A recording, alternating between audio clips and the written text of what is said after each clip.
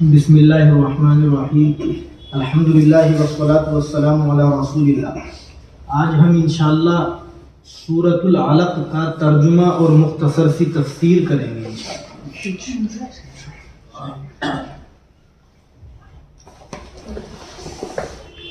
پہلے اس آیت کی جو شروع کی 5 آیتیں ہیں ان کا ہم لفظی ترجمہ کرتے ہیں، اور آپ سب جانتے ہوں گے کہ یہ قرآن کریم کی جو 5 آیتیں ہیں اس سورت کی وہ آیتیں ہیں جو سب سے پہلے اللہ نے نازل فرمائی ہیں۔ یہیں سے قرآن کریم کے نزول کی ابتدا اور شروعات۔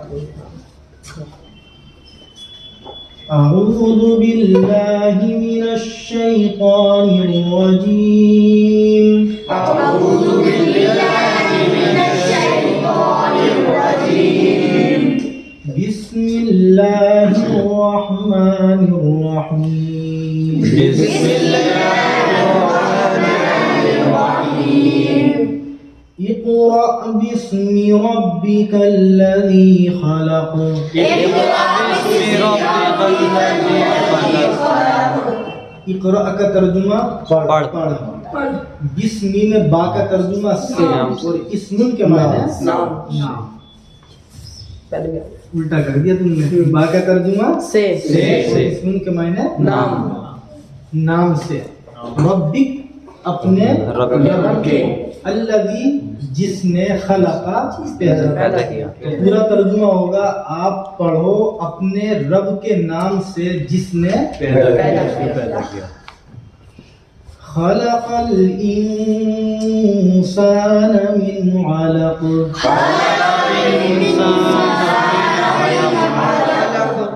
خلق دوبارہ آیا، پیدا کیا، الانسان انسان کو، من سے، علق جمع ہوئے خون سے۔ ابھی اس کی تفصیل کریں گے انشاءاللہ۔ اقرأ وربک الاکرم، دوبارہ یہ لفظ آیا، اقرأ پڑھ، وربک اور آپ کا رب، الاکرم بڑا کریم ہے، الذی علم الانسان ما لم يعلم، الذی کا ترجمہ جس نے، علم سکھلایا، انسان کو، ما جو، لم یعلم نہیں جانتا تھا، وہی جانتا تھا۔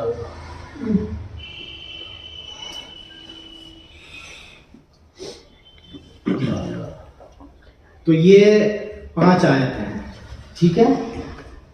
یہ قرآن کریم کی وہ آیتیں ہیں جو سب سے پہلے اللہ نے نازل فرمائی ہے۔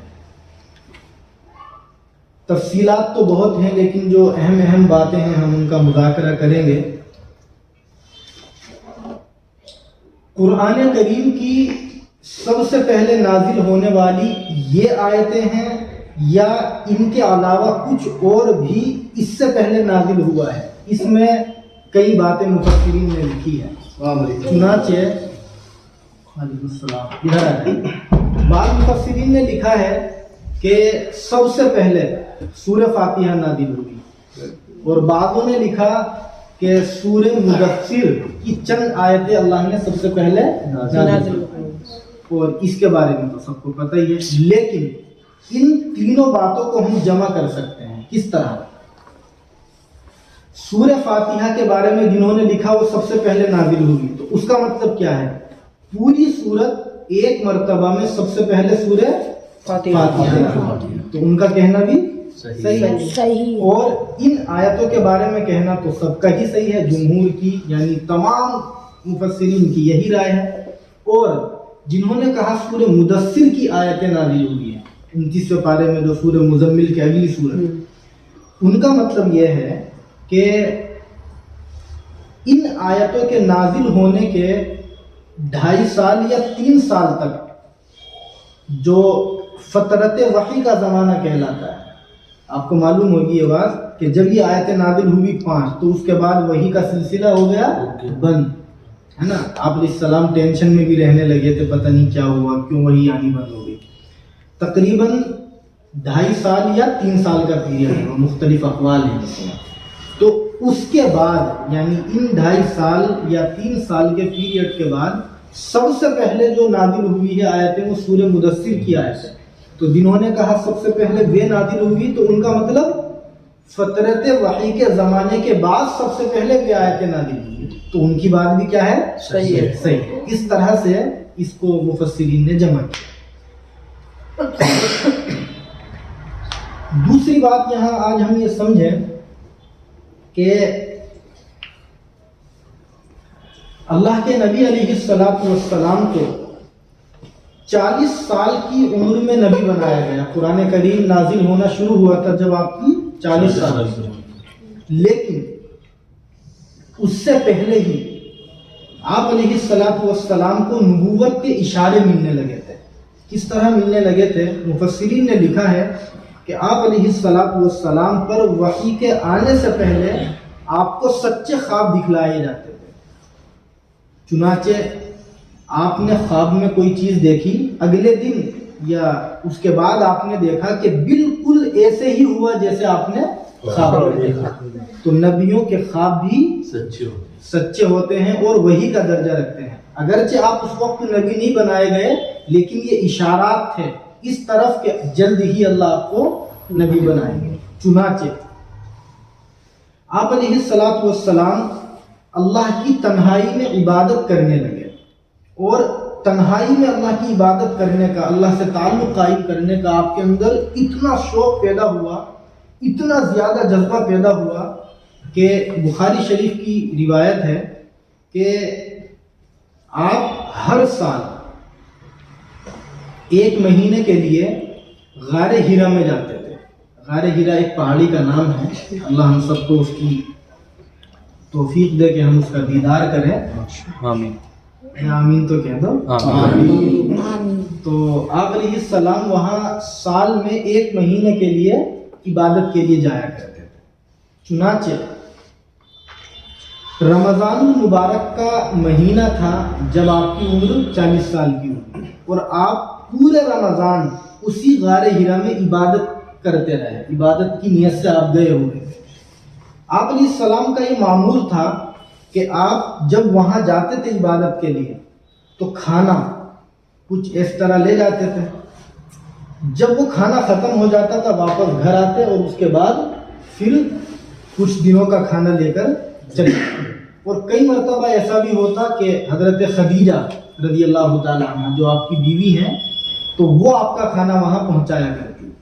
چنانچہ اسی درمیان کہ رمضان کا مہینہ تھا، 40 سال کی عمر آپ کی ہو چکی تھی. ایک تحقیقی قول کے مطابق آپ علیہ السلام وہاں اللہ کی عبادت میں مشغول تھے غار ہیرا میں. چنانچہ فرشتہ آیا. کون سا فرشتہ؟ حضرت جبرائیل علیہ السلام، جو اللہ کی وحی لانے والے فرشتے ہیں. اور انہوں نے آ کر کے آپ علیہ السلام کو، جانتے ہیں آپ کی ساری باتیں، کہ آپ کو اپنے سینے سے انہوں نے ملایا اور زور سے بھینچا اور کہا کہ اقرا، پڑھو. آپ نے کہا ما انا بقاری، ان کے میں پڑھا ہوا نہیں. انہوں نے پھر دبایا، پھر کہا اقرا. آپ نے پھر کہا ما انا بقاری. تیسری مرتبہ یہی کہا. آپ نے پھر کہا ما انا بقاری، ان کے میں پڑھا ہوا نہیں ہوں. اس کے بعد انہوں نے آپ کو چھوڑا اور شروع کی 5 آیتیں پڑھی کہ اے محمد آپ پڑھو اپنے اس پروردگار کے نام سے جس نے پیدا کیا. یہ یہاں سے وہاں تک جہاں تک ہم نے ابھی تلاوت کی. چنانچہ میں اس واقعے کو مختصراً پورا کر لیتا ہوں جو بخاری وغیرہ میں موجود ہے.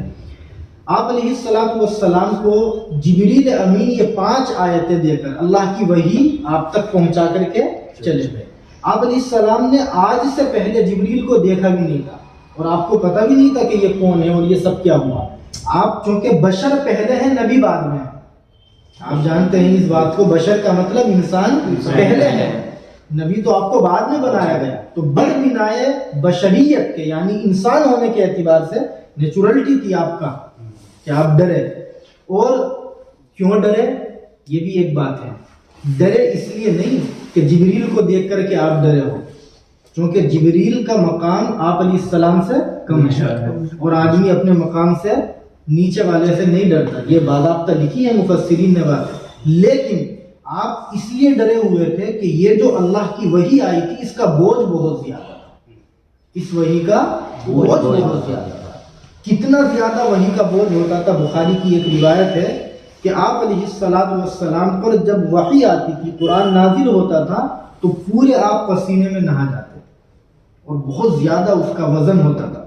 چنانچہ اس طرح کی بھی روایتیں ہیں کہ آپ علیہ السلام کا سر حضرت عائشہ کی ران پر رکھا ہوا ہے، وہی نازل ہونی شروع ہوئی، آپ کہتی ہیں کہ لگتا تھا کہ ران پھٹ جائے، یعنی قرآن کا یہ بوجھ تھا۔ اسی کی طرف تو قرآن نے اشارہ کیا کہ ہم نے اس امانت کو آسمان پر پیش کیا، انہوں نے منع کر دیا، زمین کو دینا چاہا اس نے منع کر دیا، پہاڑوں کو دینا چاہا اس نے منع کر دیا، وَحَمَلَهَا الْإِنسَانُ، انسان نے اس ذمہ داری کو اٹھایا۔ بہرحال یہ الگ ایک بات ہے۔ چنانچہ آپ علیہ السلام وہاں سے اس وحی کو لے کر اپنے گھر پہنچتے ہیں حضرت خدیجہ رضی اللہ تعالی عنہا کے پاس۔ آپ نے آ کر کے حضرت خدیجہ رضی اللہ تعالی عنہا سے کہا زملونی زملونی، جو گھر والے تھے، کہ مجھے کمبل اڑاؤ، کیونکہ آپ بڑے گھبرائے ہوئے تھے، بے چینی کے منظر میں تھے۔ چنانچہ آپ کو کمبل اڑایا گیا، اور جب آپ کے اوپر سے وہ جو ڈر تھا وہ ختم ہوا تو آپ نے حضرت خدیجہ رضی اللہ تعالی عنہا کو پورا قصہ جو کا تو بتلایا۔ آپ علیہ السلام نے جب یہ واقعہ حضرت خدیجہ رضی اللہ تعالی عنہا کو بتلایا تو آپ نے یعنی حضرت خدیجہ نے اللہ کے نبی کو تسلی دی، اور تسلی کن الفاظ میں دی آپ دیکھیے گا، غور سے ان باتوں کو سنیے گا اور کوشش کیجیے گا کہ وہ تمام خوبیاں اور وہ تمام کوالٹیز ہمارے اندر بھی آئیں۔ آپ فرماتی ہیں کہ محمد آپ ڈرے مت، آپ گھبرائیے مت، کیوں؟ آپ غریبوں کی مدد کرتے ہیں، بے سہاروں کا سہارا بنتے ہیں، آپ جس کا کوئی کام نہیں ہوتا اس کے کام آتے ہیں، اس کا کام بنوانے کی فکر میں رہتے ہیں۔ اس کے علاوہ آپ کے اندر یہ خوبی ہے کہ آپ مہمانوں کی مہمانداری بھی کرتے ہیں۔ یہ تمام خوبیاں حضرت خدیجہ نے آپ کو بتلائی، اور اس یقین سے بتلائی کہ جو انسان ان خوبیوں کا مالک ہوتا ہے وہ کبھی پریشان نہیں ہوتا۔ تو اللہ آپ کو ایسا نہیں ہے کہ پریشانی میں مبتلا کر دیں، آپ یقین رکھیں۔ آپ اس کے بعد ان کو لے کر کے اپنے چچیرے بھائی حضرت ورقہ بن نوفل کے پاس پہنچ گئے۔ یہ آپ کے جو چچیرے بھائی ہیں حضرت خدیجہ کے، ورقہ جن کا نام ہے، یہ عربی بھی جانتے تھے اور عبرانی زبان بھی جانتے تھے، چنانچہ یہ انجیل کے ماہر تھے اور اس کتاب کو جانتے تھے، اور اس کو یہ اس کی جو زبان تھی اس سے عبرانی زبان میں بھی لکھا کرتے تھے۔ ان کی خوبیاں کیا ہیں میں اس پر بات نہیں کرتا، بات لمبی ہو جائے گی۔ حضرت خدیجہ رضی اللہ تعالی عنہا نے اپنے چچیرے بھائی سے مخاطب ہو کر کے یہ جملہ کہا کہ یہ آپ کے بھتیجے ہیں اور اس طرح سے یہ ڈرے ہوئے ہیں۔ چنانچہ حضرت ورقہ، ان کے ساتھ ہم رضی اللہ تعالی عنہ کا نام لفظ لگا دیں چونکہ وہ اس مذہبی کتاب کو مانتے تھے، اور انہوں نے کہا تھا کہ اگر میں زندہ رہوں گا تو میں آپ کی مدد کروں گا۔ اب یہ ٹاپک یہاں چھڑا کہ وہ اسلام پر قائم تھے یا نہیں تھے، اس لیے بہرحال یہ لفظ لگایا ہے ان کے ساتھ مفسرین نے۔ چنانچہ انہوں نے یہ کہا چونکہ ان کو اس مذہبی کتاب کا علم تھا، کون سی کتاب؟ انجیل کا، اور اس کتاب کے اندر آپ کے بارے میں سب کچھ موجود تھا کہ آخری وقت آئے گا اور اس میں ایسے ایسے ایک شکل والا آدمی آئے گا جس کو اللہ نبی بنائیں گے، وہ تمام رسولوں کا سردار ہوگا، یہ تمام خوبیاں تھیں۔ چنانچہ آپ نے ان کو تسلی دیتے ہوئے یہ کہا کہ بھتیجے آپ گھبراؤ مت، اس لیے کہ جو آپ کے پاس ناموس یعنی فرشتہ آیا تھا وہ فرشتہ ہے جو حضرت موسیٰ کے پاس اللہ کا پیغام لایا کرتا تھا، اس لیے آپ پریشان نہ ہو۔ اور ان کو تسلی دیتے ہوئے انہوں نے یہ بھی کلمات کہے، مسلم شریف میں یہ بھی جملہ ہے کہ کاش میں اس وقت زندہ ہوتا جب تم کو تمہاری قوم شہر سے نکال رہی ہو۔ تو آپ کو حیرت ہوئی, آپ نے کہا کہ کیا مجھے میرے شہر سے نکالا بھی جائے گا؟ تو ورقہ بن نوفل کہتے ہیں کہ ہاں, اور اس کی وجہ انہوں نے بتلائی کہ جو دنیا کے اندر آپ کی طرح حق کا پیغام لے کر کے آیا ہے اس کو لوگوں نے ستایا ہے. تو وہ کہتے ہیں کہ کاش میں اس وقت زندہ ہوتا جب آپ کے ساتھ یہ صورتحال پیش آئے گی تو میں آپ کی ضرور مدد کرتا. لیکن مورخین لکھتے ہیں کہ اس واقعے کے کچھ دنوں کے بعد میں ہی حضرت ورقہ رضی اللہ تعالی عنہ کا انتقال ہو گیا اور وہ اللہ کو پیارے ہو گئے. چنانچہ یہ جو واقعہ میں نے ذکر کیا ہے یہ بخاری اور مسلم کے حوالے سے ہے.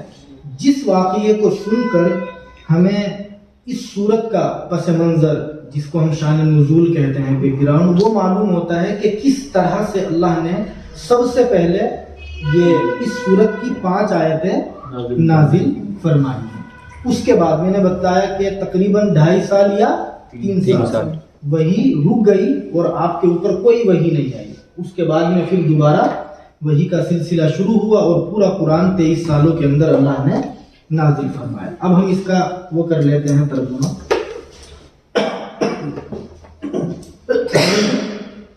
اللہ فرماتے ہیں کہ آپ پڑھو اپنے اس رب کے نام سے جس نے پیدا کیا. دیکھو یہاں اللہ تعالیٰ نے جو یہ فرمایا کہ آپ پڑھو اپنے رب کے نام سے, تو نام سے پڑھنے کا کیا مطلب ہے؟ اس سلسلے میں بہت لاجواب بات علامہ آلوسی رحمۃ اللہ علیہ نے روح المعانی میں لکھی ہے حضرت ابن عباس رضی اللہ تعالی عنہما کے حوالے سے. وہ لکھتے ہیں کہ سب سے پہلے اللہ کے نبی علیہ الصلوۃ والسلام پر جو قرآن کریم نازل ہوا وہ یہ تھا کہ یا محمد استعذ ثم قل بسم اللہ الرحمن الرحیم, کہ اے محمد پہلے آپ استعذ اللہ کی پناہ مانگو یعنی اعوذ باللہ پڑھو, پھر بسم اللہ الرحمن الرحیم پڑھو. اس کے بعد یہ 5 آیتیں نازل ہوئی. یہ میں نے کتاب کا حوالہ دے کر آپ کو بتلایا روح المعانی کا اور ابن عباس رضی اللہ تعالی عنہما کے حوالے سے, ورنہ اس میں بھی مختلف باتیں لکھی ہیں کہ اس سورت سے پہلے بسم اللہ نازل ہوئی تھی یا نہیں ہوئی.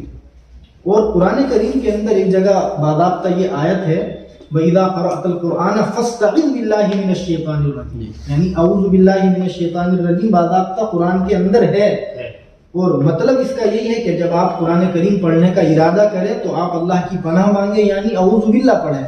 اور اس حدیث سے کیا معلوم ہوا کہ جب یہ 5 آیتیں نازل ہوئی تو جبریل نے آ کر کے آپ کو کیا کہا, جب آپ پڑھیں تو کیسے پڑھیں؟ پہلے استعذ یعنی اعوذ باللہ پڑھیں, پھر آپ بسم اللہ پڑھیں اور اس کے بعد آپ کو یہ آیتیں دی گئی. تو اس بات سے ابن عباس رضی اللہ تعالی عنہما کی ہمیں کیا معلوم ہوا کہ جب کبھی ہم قرآن کریم پڑھیں تو ترتیب کیا ہے؟ پہلے اعوذ باللہ پڑھیں, پھر بسم اللہ پڑھیں, اس کے بعد قرآن پڑھیں. اللہ اسی کو فرماتے ہیں کہ اے محمد آپ پڑھو اپنے رب کے نام سے, اور رب بھی کون؟ خلقہ, جس نے پیدا کیا. اور آگے اللہ نے دوبارہ فرمایا کہ جس نے تمام انسانوں کو پیدا کیا جمع ہوئے خون. دیکھو یہاں لفظ علق ہے اور اسی لفظ علق کی نسبت پر اس پوری سورت کا نام کیا رکھا گیا؟ سورۃ العلق. علق کہتے ہیں جمع ہوئے خون کو. اردو میں علق کا کیا ترجمہ ہے؟ جمع ہوا خون. جمع ہوئے خون کا مطلب جیسے ہمارے یہاں کلیجی ہوتی ہے نا, تو کلیجی بھی تو جمع ہوا خون ہی ہوتا ہے. تو اس طرح سے جمع ہوئے خون کو عربی میں علق کہتے ہیں. یہاں مفتی سعید صاحب عالم پوری رحمۃ اللہ علیہ نے یہ وضاحت کی ہے اور بہت اہم بات ہے. آپ سب اس کو میں چاہوں گا کہ کوٹ کریں, لکھ لیں. وہ لکھتے ہیں کہ اللہ نے انسان کو جو پیدا کیا ہے تو اس پیدائش کے 7 مرحلے ہیں. کتنے؟ 7. یعنی گویا پورا جو اس کا پروسیجر ہے تو اس کے کتنے مرحلے ہیں؟ 7. وہ لکھتے ہیں سب سے پہلے انسان مٹی سے پیدا ہوا. لیکن مٹی سے پیدا ہونے کا مطلب ایک تو وہ ہے کہ حضرت آدم کا جو پتلا بنایا گیا تھا وہ مٹی سے بنایا گیا تھا، پھر اللہ نے اس میں جان ڈالی تھی، اور انہوں نے لکھا ہے 7 مرحلے، اور 7 مرحلوں میں وہ لکھتے ہیں، اس کو آپ چاہے تو کوٹ کر لیں، کہ انسان جو غذا کھاتا ہے، ہم جو کھانا پینا کھاتے ہیں وہ کس سے پیدا ہوتا ہے؟ مٹی سے پیدا ہوتا ہے، اور جب وہ کھانا ہمارے بدن میں پہنچتا ہے تو اس کے نتیجے میں خون بنتا ہے۔ کیا بنتا ہے؟ خون۔ تو یہ پہلا مرحلہ ہوا، یعنی انسان نے مٹی سے پیدا ہونے والی چیزوں کو کھایا تو پیٹ میں جا کر کے کیا بنا؟ خون بنا۔ آگے وہ لکھتے ہیں کہ اس کے بعد اسی خون کے نتیجے میں اللہ تعالیٰ ایک خاص قسم کی چیز پیدا فرماتے ہیں، جس کو انہوں نے لکھا ہے کہ وہ جب مادہ بنتا ہے، جس کو ہمارے ہاں وائٹ پانی منی کہہ دیتے ہیں، ہے نا، خون سے ہی تو وہ تیار ہوتا ہے، اللہ کا نظام ہے۔ تو یہ 3 مرحلے انہوں نے پہلے لکھے ہیں، نمبر 1 مٹی، نمبر 2 خون، نمبر 3 وہی منی جس کو ہم کہتے ہیں۔ آگے وہ لکھتے ہیں کہ 4تھا مرحلہ ہے کہ جب وہ منی، جس کو وائٹ پانی ہم کہتے ہیں، انسان بیوی سے ملتا ہے اور عورت کی بچے دانی میں رحم میں وہ پانی پہنچتا ہے، تو اللہ کا یہ نظام ہے کہ 40 دن کے بعد، کتنے دن کے بعد؟ 40 دن، اس کو اللہ تعالیٰ علق بنا دیتے ہیں۔ اس کو تاکہ ساتھ بھی قرآن نے ایک جگہ استعمال کیا، علقہ، یعنی اس وائٹ پانی کو اللہ تعالیٰ وہاں جانے کے بعد 40 دن میں کیا بنا دیتے ہیں؟ جیسے خون کی بوٹی، کلیجی ٹائپ جمع ہوا خون۔ تو کتنے مرحلے ہوئے؟ 4۔ اس کے بعد اللہ تعالیٰ 40 دن تک اس کو ایسے ہی رکھتے ہیں، اور 40 دن کے بعد اللہ تعالیٰ اس علاقہ کو ہڈیوں میں تبدیل کر دیتے ہیں، یعنی اسی جمع ہوئے خون پر اللہ تعالیٰ ہڈیاں بنا دیتے ہیں۔ کتنے مرحلے ہوئے؟ 5۔ اس کے بعد اللہ تعالیٰ اس پر گوشت چڑھا دیتے ہیں، کتنے؟ 40 دن کے بعد۔ یہ جو آخر کے 3 مرحلے ہیں، یہ تینوں 40 دن کے مرحلے ہیں، ایک ایک چلے کے ہیں۔ پھر اس کے بعد اللہ تعالیٰ اس میں جان ڈالتے ہیں۔ تو یہ کتنے مرحلے ہوں گے؟ ٹوٹل 7 مرحلے۔ آخر میں جان ڈل گئی نا، 7 ہو گئے، تو یہ کتنے؟ 7 مرحلے ہوں گے۔ اللہ تعالیٰ نے اس میں لفظ علق سے اسی کی طرف اشارہ کیا ہے۔ مفسرین لکھتے ہیں کہ اللہ تعالیٰ انسان کو کس طرح پیدا فرماتے ہیں؟ جمع ہوئے۔ چنانچہ جب ہم لوگ انشاءاللہ 17ویں پارے میں پہنچیں گے تو سورہ حج کے اندر یہ کل تفصیلات اللہ نے بیان فرمائی ہے کہ علقہ سے مضغہ بنا، فَكَسَوْنَا الْعِظَامَ لَحْمًا، پھر ہم نے اس کے اوپر ہڈیاں چڑھائی، ثُمَّ أَنشَأْنَاهُ خَلْقًا آخَرَ، پھر ہم نے اس کو دوسری مخلوق یعنی جان اس میں ڈال کے اور پیدا کر کے باہر نکال دیا۔ تو یہ اللہ کا کیا ہے؟ قدرت کا نظام۔ اس طرح سے اسی لیے یہاں ایک اہم بات ہم یہ بھی سمجھیں کہ بچے کے اندر، جو ماں کے پیٹ میں بچہ ہوتا ہے، 120 دن کے بعد جان ڈال دی جاتی ہے، اور اسی لیے 120 دن کے بعد یعنی 4 مہینے کے بعد 312 بچے کی صفائی کروانا جائز ہے، ورنہ جان اس میں پڑ چکی ہے، آپ صفائی کروائیں گے تو آپ کو گناہ ملے گا قتل کا، کیونکہ آپ نے ایک جان کو ختم کیا ہے۔ تو یہ علق کی تفسیر میں یہ باتیں ہوئی۔ ٹوٹل 7 مرحلے ہیں جن کے ذریعے اللہ تعالیٰ انسان کو وجود عطا فرماتے ہیں۔ آگے دیکھیں، اقرأ وربک الاکرم، اللہ فرماتے ہیں کہ آپ پڑھو اور آپ کا پروردگار بڑا کریم ہے۔ اس پر تو بات کرنے کی ضرورت ہے ہی نہیں کہ اللہ تعالیٰ تمام کریموں میں سب سے بڑے کریم ہیں، اور جس نے انسان کو وہ سکھایا جو انسان نہیں جانتا تھا۔ اس پر بھی بہت ساری تفصیلات ہیں، لیکن خلاصہ اس کا شارٹ میں یہی ہے کہ انسان کو اللہ نے عقل دی، عقل کے ذریعے اس نے دنیا کی تعلیم حاصل کی، اور جو اس کو نہیں پتا تھا وہ سب اللہ نے اس کو سکھلایا۔ چنانچہ اشارہ اس طرف بھی ہے کہ آپ علیہ الصلوۃ والسلام امی ہیں، یعنی آپ لکھنا پڑھنا نہیں جانتے. یہاں رک کر کے میں آپ سے پوچھوں ایسا کیوں ہے کہ اللہ نے آپ کو لکھنا پڑھنا نہیں سکھایا؟ اگر ایسا ہوتا تو وہ یوں کہہ دیا کرتے کہ محمد نے تو قرآن کو خود اپنے ہاتھوں سے لکھا. پتہ تھا ان کو نہیں جانتے, پھر بھی کہہ دیا کہ خود سے لکھا ہے. اگر جانتے تو پھر اور پتہ نہیں. تو اللہ نے آپ علیہ السلام کو امی ہونے کے باوجود کیا کیا سکھایا جو کسی انسان کو نہیں پتا. آپ علیہ السلام کو مخلوقات کا اور تمام چیزوں کا اللہ نے بے شمار علم عطا فرمایا. کلا ان الانسان لیطغی. اب یہاں سے ہم آگے پڑھ کر ترجمہ کر لیتے ہیں. کلا ان الانسان لیطغی.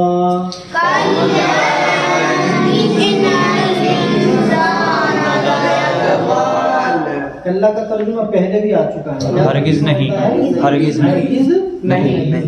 بے شک انسان لیطغی. لیطغی کا ترجمہ ہوتا ہے سرکشی کرتا ہے. رآہ استغنا. ان کا ترجمہ اس وجہ سے رآہ وہ خود کو دیکھتا ہے, استغنا کہ بے نیاز ہو گیا ہے. مطلب اس کا یہ ہے, مفسرین نے لکھا کہ یہاں انسان سے مراد ہے ابو جہل. کون مراد ہے؟ ابو جہل. لیکن خاص کر وہ مراد ہے, مگر چونکہ یہ بات جو یہاں کہی جا رہی ہے یہ تمام انسانوں کے لیے ہے, یعنی اشارہ اس طرف ہے اور باقی پیغام پوری انسانیت کے لیے. کیا ہے مطلب اس آیت کا؟ کہ انسان کو اللہ تعالیٰ اگر کسی ہنر سے نواز دیتے ہیں, دولت سے نواز دیتے ہیں, تو وہ اپنے آپ کو بڑا سمجھنے لگتا ہے. خاص کر اگر انسان اپنے کام خود کرنے لگے, یا یوں کہو کہ اس کے کام نوکر چاکر کرنے لگے اور پیسوں کے ذریعے گھر بیٹھے بٹھائے اس کے تمام کام آسانی سے ہو جاتے ہو, تو وہ تکبر میں مبتلا ہو جاتا ہے اور وہ یہ سمجھتا ہے کہ بس اب مجھ سے بڑا کوئی آدمی نہیں ہے, اور اس طرح سے وہ اللہ کی نافرمانی پر اتر جاتا ہے. ابو جہل کے اندر یہی سرکشی تھی جس کی وجہ سے وہ ایمان نہیں لایا اور آپ علیہ السلام کا مخالف بنا. ان الی ربک رجعا.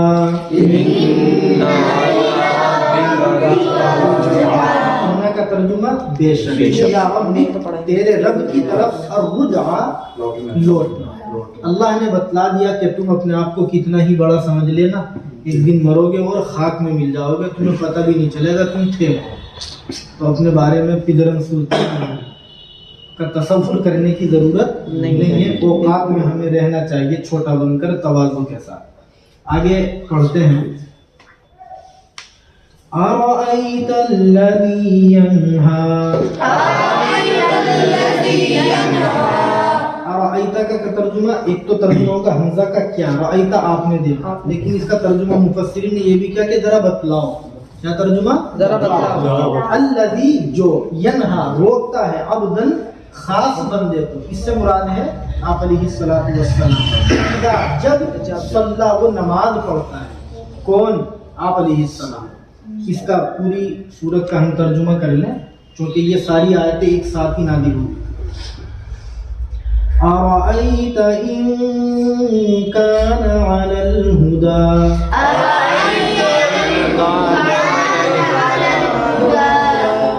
بتلاؤ اگر وہ ہدایت پر ہو. کون؟ آپ علیہ السلام. او امر بالتقوى. ان کا ترجمہ یا امرا حکم دیتا ہے وہ, بالتقوى پرہیزگاری کا. آپ علیہ السلام اسی کا تو حکم دیتے تھے لوگوں کو. أرأيت إن كذب وتولى. بتلاؤ اگر جھٹلایا اس نے, وتولى اور منہ موڑا. ألم يعلم بأن الله يرى.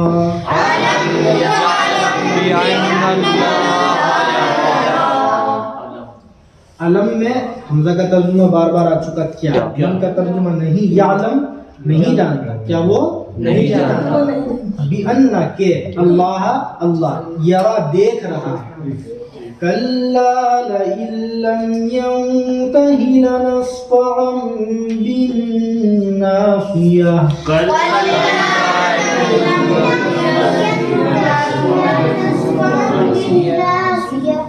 جی ہاں ہرگز نہیں. لَئِن لَّم بخدا یعنی خدا کی قسم اگر لم ینتہی وہ باز نہیں آیا لنصفعا تو ضرور ہم گھسیٹیں گے بالناصیہ پیشانی کے بال پکڑ کر. جو پیشانی کے بال ہوتے ہیں ان کو کہا جاتا ہے ناصیۃ کاذبۃ خاطئہ.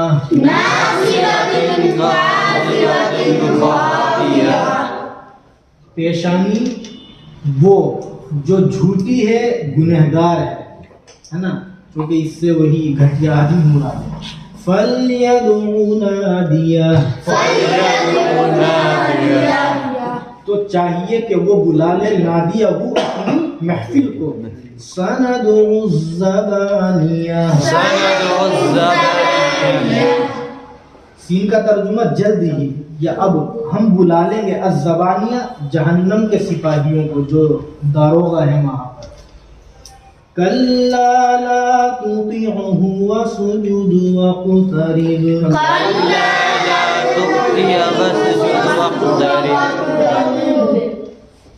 دیکھیے گا یہاں سے جو یہ آیتیں ہیں کہاں سے اَرَأَيْتَ الَّذِي يَنْهَى عَبْدًا إِذَا صَلَّى آخر تک یہ ایک واقعے کی وجہ سے نازل ہوئی ہے. اور وہ واقعہ یہ ہے, شورٹ میں ہی بات کریں, کہ ایک مرتبہ آپ علیہ السلام جب آپ کو نماز کا حکم دیا گیا تو نماز پڑھنے کے لیے خانہ کعبہ میں پہنچے. چنانچہ ابو جہل نے آپ کو نماز پڑھنے سے روکا اور اس نے یہ کہہ کر کے دھمکی دی کہ محمد اگر تم نے آئندہ نماز پڑھی تو میں تمہاری گردن کو اپنے پاؤں سے کچل دوں گا. نعوذ باللہ, اس نے یہ آپ کو دھمکی دی. چنانچہ اس کے جواب میں اللہ نے یہ آیتیں نازل فرمائی. اب آپ ترجمے سے اس واقعے کو فٹ کریں کہ بتلاؤ جو انسان خاص بندے کو روکتا ہے تو کون روکتا ہے؟ ابو جہل. کس کو روکتا ہے؟ آدم علیہ السلام کو. کب روکتا ہے؟ جب وہ نماز کے وقت. اور بتلایا کہ یہ بتلاؤ اگر وہ بندہ ہدایت پر ہو, یعنی آپ علیہ السلام ایک تو نماز پڑھ رہے ہیں, دوسرے خود ہدایت پر ہیں, یعنی ایسا بھی نہیں ہے کہ غلط راستے پر ہو, تیسرے امر بالتقوی آپ لوگوں کو تقوی کا, اللہ سے ڈرنے کا, پرہیزگاری کا حکم دیتے ہیں, تو تینوں کام بہت اعلیٰ درجے کے اچھے کام ہیں. پھر کیا مطلب اس کو پریشان کرنے کا اور روکنے کا؟ اللہ فرماتے ہیں کہ بتلاؤ اگر اس نے جھٹلایا اور منہ موڑا تو کیا وہ ابو جہل یہ نہیں جانتا کہ اللہ یہ سب دیکھ رہا ہے؟ یعنی اللہ اس کو بھی دیکھ رہا ہے کہ تو محمد کو دھمکی دیتا ہے, اور اللہ اس کو بھی دیکھ رہا ہے کہ آپ علیہ السلام اللہ کی عبادت کر رہے ہیں. تو بتلا دیا آئندہ کیا ہوگا. آگے اس کی طرف اشارہ نہیں کیا. مفسرین نے یہاں لکھا ہے کہ بس اتنا کہہ کر اللہ نے چھوڑ دیا کہ اللہ دیکھ رہے ہیں, کیا کریں گے اس پر بات نہیں کی. وہ آخرت میں ہوگا, سب نمٹ لیں گے وہاں. چنانچہ فرمایا اگر یہ آدمی باز نہیں آیا, کون؟ ابو جہل, یعنی اگر اس نے یہ حرکت کر دی جس کی وہ دھمکی دے کر کے گیا ہے, تو اللہ فرماتے ہیں ہم پیشانی کے بال پکڑ کے اس کو گھسیٹیں. چنانچہ ایک روایت کا یہ مضمون ہے کہ وہ اس کے بعد آگے نہیں بڑھا آپ علیہ السلام کو روکنے کے لیے. اگر وہ روکتا تو روایت کے اندر یہ کلمات ہے کہ فرشتے اس کو وہیں مطلب ہلاک کر دیتے, سزا دیتے, اس کو مطلب گویا نظر آ گیا سارا منظر. اللہ اسی کو فرماتے ہیں کہ ہم اس کی پیشانی کے بالوں کو, آپ جانتے ہیں کہ یہ جو پیشانی کے بال ہوتے ہیں اگر کوئی آدمی کسی کا پکڑ لے تو پورا وہ آپ کی مٹھی میں نہیں آ جاتا ہے نا, بہت دکھ ہوتا ہے, تکلیف ہوتی ہے. تو اللہ اسی کی طرف اشارہ کرتے ہیں کہ یہ تو ہے بھی اتنا بڑا نالائق کہ یہ جھوٹا بھی ہے, گنہگار بھی ہے. اس نے کیا کیا, جب آپ علیہ السلام کو اس نے نماز پڑھنے سے روکا تو آپ علیہ الصلوۃ والسلام نے اس سے کہا کہ چل دیکھ لیں. اس نے کہا نا کہ اگر آپ نے نماز پڑھی تو میں آپ کی گردن کو کچل دوں. آپ نے کہا دیکھ لیں. تو اس نے کہا تھا کہ محمد تمہیں پتہ نہیں یہاں جتنے لوگ ہیں سب میرے ہیں, سب میری محفلوں میں بیٹھتے ہیں, میں ان سب کو بلا کے لاؤں گا اور آپ کے اوپر حملہ کروں گا. تو اللہ نے اس کی اس بات کا جواب دیا کہ اسے چاہیے کہ وہ اپنی محفل کے لوگوں کو بلا لیں. ہم اپنے سپاہیوں کو بلا لیں گے, یعنی ہم جہنم کے جو خطرناک والے فرشتے ہیں سزا دینے والے ان کو بلا لیں گے. پھر آخر میں اللہ نے یہ کہہ کر بات پوری کر دی, کلا کہ ہرگز نہیں, آپ اس کے چکر میں نہ پڑیں اور آپ وسجد سجدہ کریں, وقت قریب اور سجدے کے ذریعے اللہ کی نزدیکی حاصل کریں.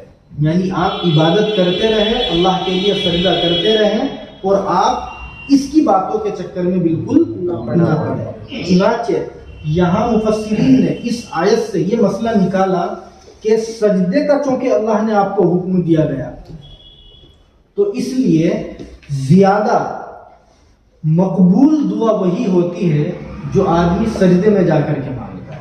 چنانچہ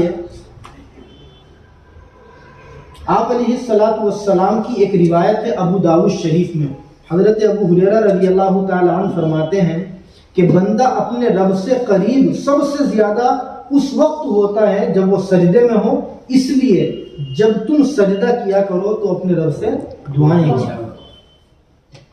تو اس لیے کبھی کبھی جیسے ہم مسجد میں بیٹھے ہیں, سجدے میں گئے اور جو بھی مانگنا ہے اللہ سے ہم نے مانگ لیا, تو یہ سجدے کی دعا اللہ زیادہ قبول فرماتے ہیں. اس آخری آیت کے بارے میں مسلم شریف میں ایک روایت ہے, حضرت ابو ہریرہ رضی اللہ تعالیٰ عنہ اس کے راوی ہیں کہ آپ علیہ الصلوۃ والسلام نے اس آیت کو پڑھا تو آپ نے سجدہ تلاوت کیا. چنانچہ اس کو پڑھنے کے بعد پڑھنے والے پر بھی اور سننے والوں پر بھی سجدہ تلاوت کرنا واجب ہے. سجدہ تلاوت کا طریقہ یہی ہے کہ ہم اللہ اکبر کہہ کر سجدے میں جائیں, اس میں نیت باندھنے کی ضرورت نہیں ہے, اور سبحان ربی الاعلیٰ جتنا بھی آپ چاہیں پڑھیں, 3 مرتبہ 7 مرتبہ یا جتنا بھی اللہ توفیق دے, اور آپ اٹھ جائیں. تو اس طرح سے سجدہ تلاوت ہمارا پورا ہو جائے. آپ سب پر بھی واجب ہوا ہے, پڑھا بھی ہے آپ نے اور سنا بھی ہے, تو اس لیے سجدہ تلاوت کرے جا کر, اور اس سجدے کے لیے وضو کرنا بھی ضروری ہے, بغیر وضو کے یہ سجدہ نہیں ہے. اور دعا کرے کہ اللہ تعالی ہم سب کو قرآن کریم پڑھنے کی, سمجھنے کی اور اسے دوسروں تک پہنچانے کی توفیق نصیب فرمائے.